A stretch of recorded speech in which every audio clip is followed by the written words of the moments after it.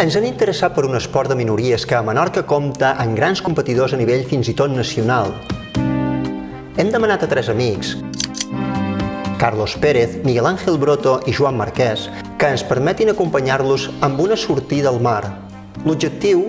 Recollir al pas mentre transcorre el matí unes poques opinions i punts de vista d'aquests esportistes, què els mou, quines característiques té aquesta modalitat de pesca, què és aquest esport per ells, quin futur li espera a la pesca submarina a Menorca i altres.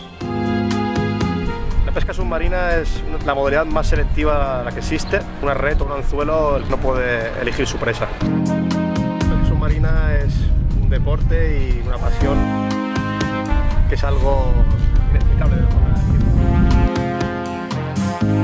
Para liberarme del estrés de la vida cotidiana en sí, de todo, ya no solo del trabajo, sino en general.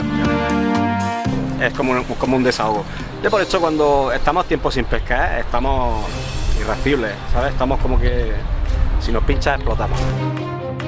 Y mira que nos cuesta bastante, tanto económicamente como físicamente, es un desgaste que generamos simplemente por hacer un deporte que la gente realmente no lo conoce y no lo entiende, simplemente de oída lo que la gente habla.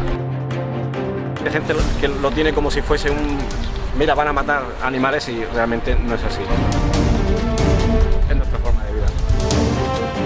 Nosotros vemos peces que comercialmente o gastronómicas son interesantes y en ese momento no te pilla bien.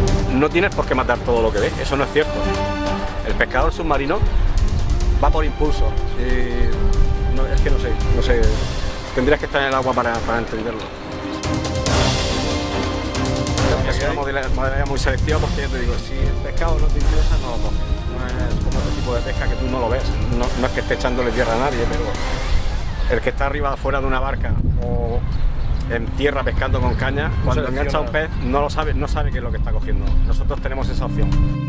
Fa molts anys que faig pesca submarina i avui en dia la pesca submarina ha tornat una cosa d'anar amb els amics a disfrutar. És difícil pescar, hi ha molt poc peix i intentant cuidar el poc.